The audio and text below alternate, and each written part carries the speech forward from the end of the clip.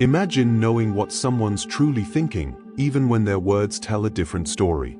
Imagine seeing beyond the smile, past the bravado, and right into the heart of who they are. Most of us are taught to trust what people say. Words are our go-to. But what if words are just the tip of the iceberg? What if the real truth is constantly leaking out in ways you haven't been taught to read yet? Every person you meet leaves behind a trail of clues. Not in what they say, but in what they do, how they react, and what they avoid. These aren't complex codes, they're everyday human behaviors, visible to anyone who knows how to look. And once you learn to see them, you can't unsee them. It's like discovering a hidden language everyone speaks, but very few understand. In this video, we're diving deep into Nietzsche's 18 profound truths about human nature. These aren't just surface-level tips, they're a complete breakdown, divided into 3 powerful parts, each building on the last. If you skip ahead, you'll lose the depth that makes this truly transformative. So, stay with me, because by the end of all 3 parts, you won't just understand others in ways you never thought possible, you'll understand yourself like never before. 2. Clear premise or central conflict. From the moment we're young, society trains us to trust spoken words, to value clear communication. Yet, as the philosopher Nietzsche warned, we shouldn't be fooled by language. Why? Because people often don't speak from a place of pure truth. They speak from survival, from ego, from fear. Think about it. The surface of someone's personality isn't their true self, it's their armor. It's the carefully constructed persona they present to the world to navigate its complexities. The person who appears overly kind might not be kind at all, they might be absolutely terrified of rejection. The one who projects an image of unwavering strength might actually be crumbling underneath, desperately hoping no one notices. What's most deceptive is that most people don't even realize they're doing this. They are, in a sense, actors in a play they didn't write. Their smiles, their opinions, their tone, all of it is shaped by what kept them safe, what got them accepted, what allowed them to survive. This isn't about intentional deception. It's about self-preservation. Most people aren't just hiding from you, they are hiding from themselves.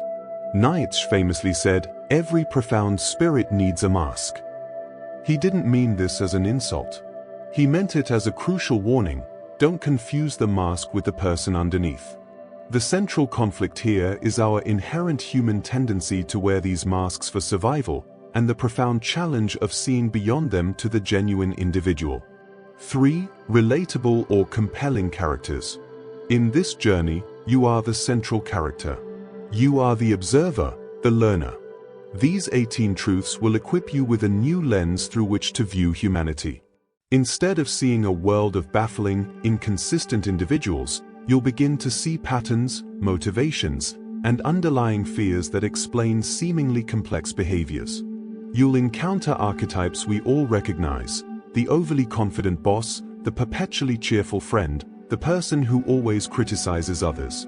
By understanding the universal human drive for self-protection and the subtle ways truth leaks out, you'll develop a profound empathy. These aren't lessons in manipulation or judgment, they are lessons in deep human understanding.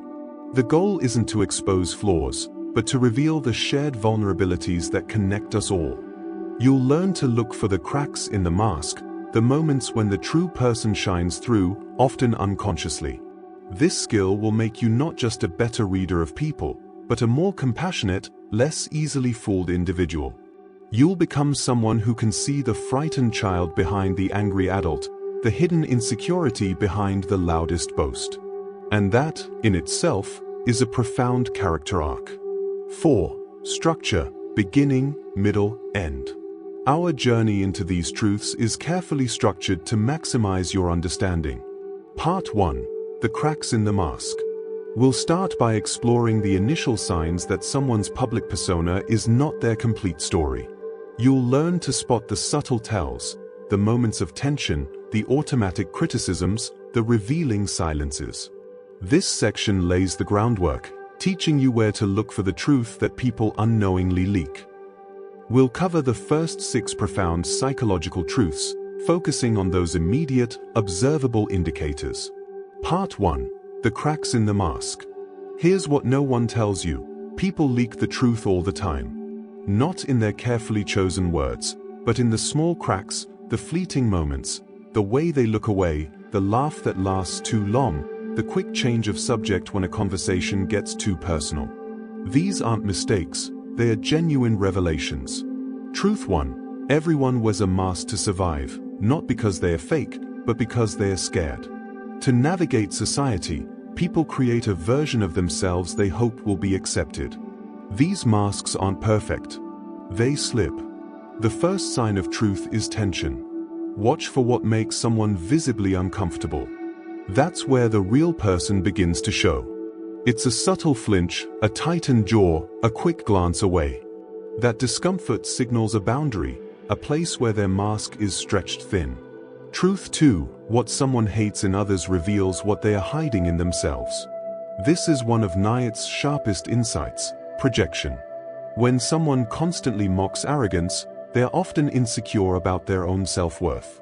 When someone can't stop pointing out dishonesty in others, they're usually hiding a truth they haven't faced within themselves. We tend to despise in others what we're afraid to admit about ourselves. So, when you want to read someone, don't just look at what they admire. Look at what they criticize, and more importantly, why.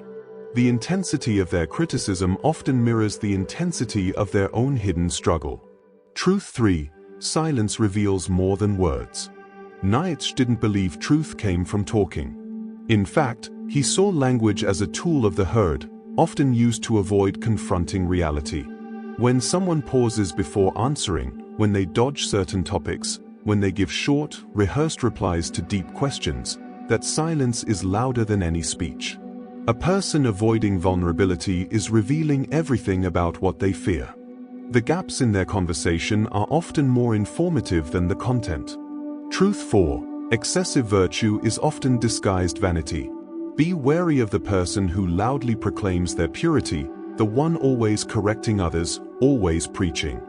Nietzsche called this the will to power in disguise.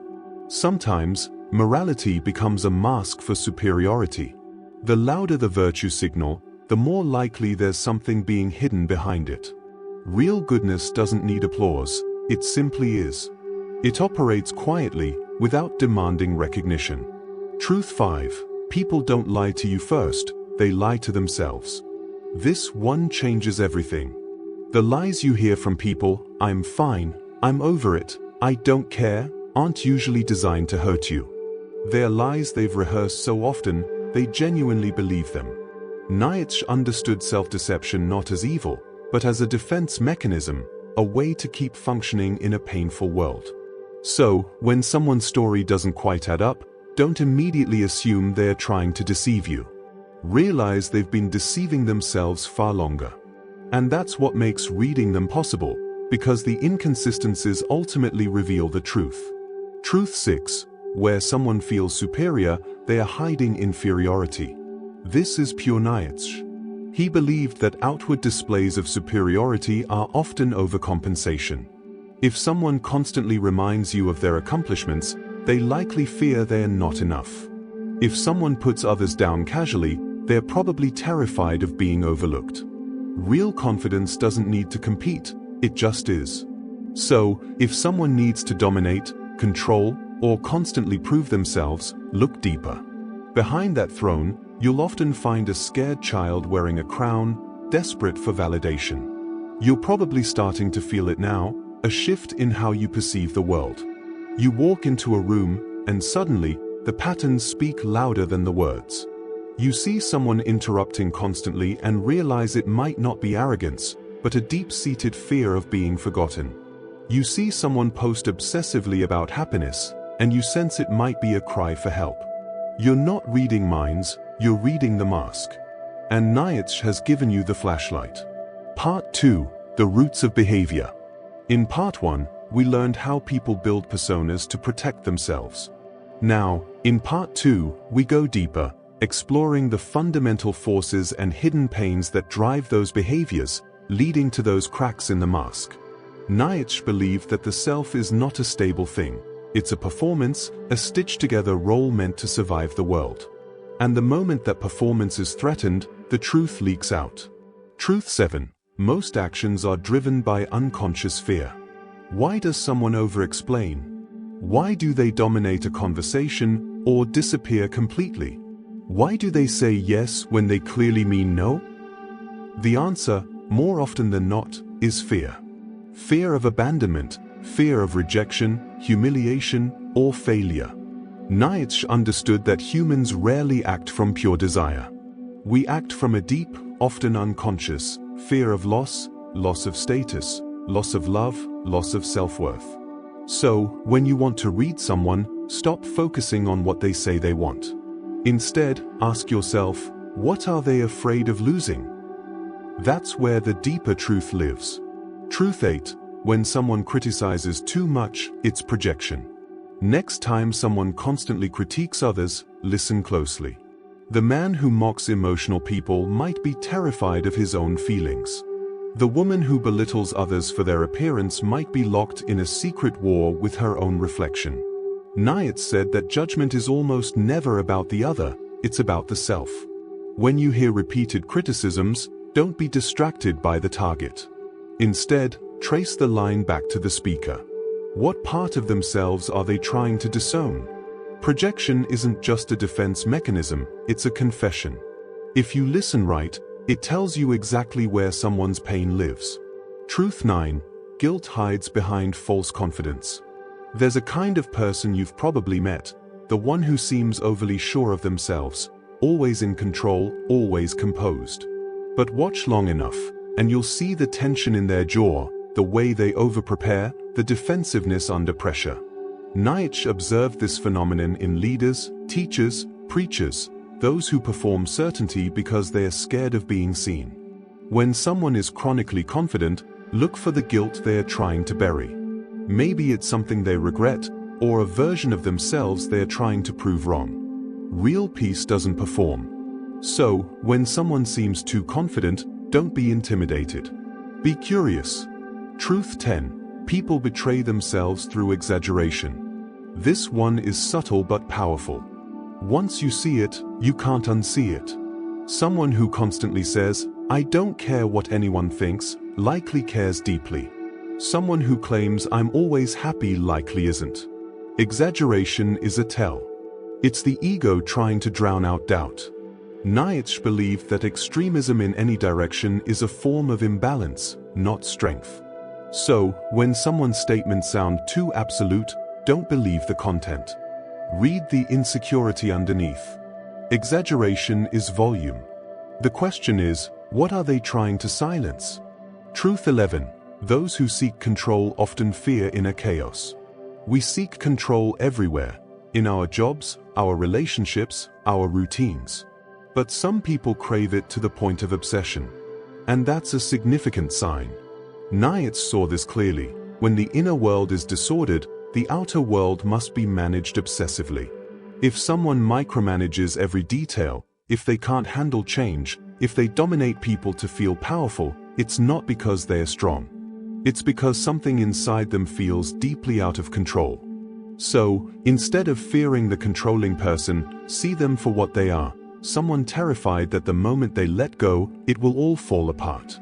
The stricter the outer shell, the more fragile the inner self. Truth 12. The louder the performance, the emptier the core. This is one of Nietzsche's most haunting insights, and it applies more today than ever. Look at social media, the endless look-at-me energy, the perfect poses, the constant updates, the curated identity. Nietzsche didn't see this as strength, he saw it as desperation. When someone is constantly performing, it's because they don't believe they'll be seen or loved without it. So, they create noise, color, drama. But the person who truly knows themselves doesn't need to be watched. They are already whole. So, when someone's life looks like a performance, remember this: it's not a show of power, it's a whisper of need. You're not just observing now, you're discerning. This isn't just a skill, it's a responsibility. Because once you learn to see people clearly, you can't unsee it. And you'll begin to understand that most people are suffering quietly behind polished smiles. Reading them isn't about gaining leverage, it's about offering grace. When you see the child behind the critic, the fear behind the bully, the guilt behind the arrogance, you don't become weaker. You become unshakable. Part 3. The Soul Revealed. By now, something in you has shifted. You don't just see people, you read them, not as villains, not as victims, but as humans trying to survive with masks they didn't even choose. But we're not done yet. Because behind every behavior is a belief, and behind every belief is a wound. This final part is about learning to recognize the soul, the deep story that hides underneath the surface of everyone you meet. Nietzsche didn't just expose people's patterns, he illuminated where those patterns come from. Let's finish what we started. Truth 13. No one speaks from logic, they speak from pain. You might think that people are rational, that they argue based on facts, make decisions based on reason. But Nietzsche believed otherwise. He believed that underneath every logical argument is an emotional wound. A person might say, "I don't believe in love, it's just a fantasy." But listen closely, they're not stating a fact, they're protecting a pain. People form their views based on what hurt them, then justify those views with logic. So, when you want to understand someone's worldview, don't just ask what they believe. Ask what broke them. Ask what scared them. Ask what they never want to feel again. This changes everything. It shifts your focus from "why are they saying this?" to "what are they afraid of repeating?" And suddenly, their opinions aren't threats, they're defenses. Their arguments aren't attacks, they are shields. And when you see that, you stop reacting. You start understanding. Truth 14. How someone reacts to weakness reveals their power. Want to truly see someone's character? Don't watch how they treat powerful people. Watch how they treat someone who can't fight back. Nietzsche believed that real strength isn't proven through domination, it's revealed through restraint. If someone mocks vulnerability, they're afraid of their own. If someone punishes mistakes, they likely weren't allowed to make any themselves. If someone always wins but leaves others bleeding, they're still at war with themselves. But the person who can witness weakness without judgment, who can sit with sadness without running away, who can forgive what they could have punished, that's someone who is no longer ruled by the past. They don't need to prove anything, because they've already won the inner war. So, if you want to read someone, give them a moment where compassion is an option. What they do in that moment will show you who they truly are, not just who they pretend to be. Truth 15. When someone fears being forgotten, they chase attention. Ever met someone who always needs to be seen? Every room they enter, every story they tell, every outfit they wear screams, "Notice me." At first glance, it looks like confidence. But Nietzsche saw through it. He believed that the hunger for attention often comes from a deeper fear. The fear of being invisible, of being erased, of living and dying without leaving a mark. So, people create noise not because they love it, but because they can't bear the silence.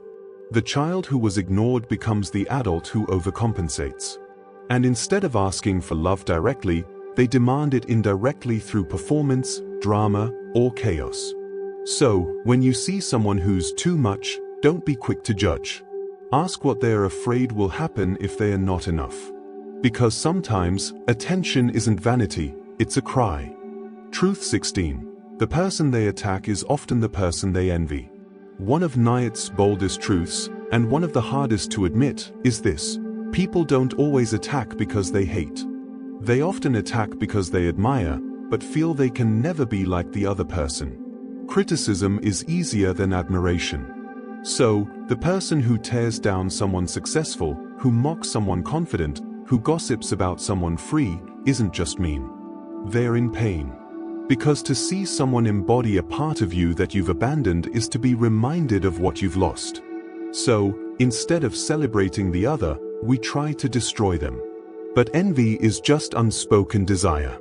It's the soul saying, "I want that too, but I don't believe I'm allowed." If you can see this in others, you become immune to petty hate. If you can see this in yourself, you become free. Truth 17. People act out their childhood, not their beliefs. You've heard it said, people don't change. But Nietzsche would say, people repeat. They repeat the roles they were forced to play, the fears they were taught to carry, the dynamics they never escaped. A person who was never heard becomes someone who never listens. A person punished for expressing emotions becomes cold, logical, detached. A person who had to earn love becomes someone who performs for affection, even when it's toxic. They think they are acting from beliefs, but really, they are just reenacting the past. So, if you want to read someone, don't just look at who they are now. Ask who they had to be then. Because behavior is just biography, and behind every adult is a child still waiting to feel safe.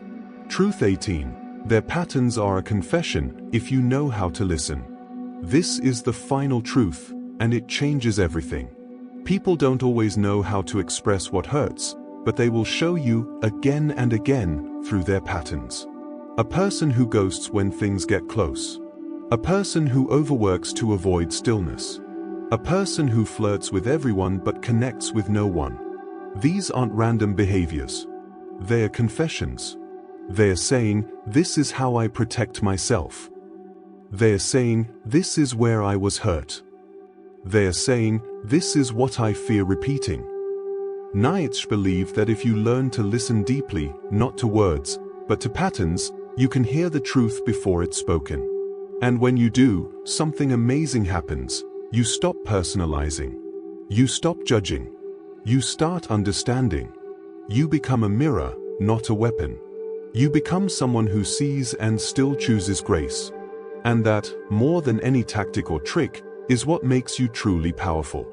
You're not just reading people, you're remembering yourself. 5. Conflict and tension.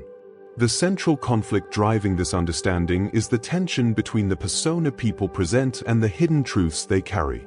Every person you meet is navigating an internal battle, a conflict between their desire to be seen and their fear of vulnerability. This creates constant, subtle tension. Think of it. The need to control, Truth 11, stems from a deep fear of inner chaos. The loud performance, Truth 12, is a desperate attempt to fill an emptiness. These aren't just observations, they are insights into the very real, often painful, conflicts raging within individuals. The dramatic irony for the viewer is seeing these conflicts play out, often without the person themselves being fully aware. The tension also lies in your journey. It's the uncomfortable realization that you might have been fooled, or that you might have misunderstood someone completely. But this tension resolves into a powerful new awareness, replacing confusion with clarity and judgment with empathy. The conflict isn't external, it's the internal struggle of coming to terms with the complexity of human nature, both in others and in yourself. 6. Pacing and rhythm. We've structured this video to guide you gradually.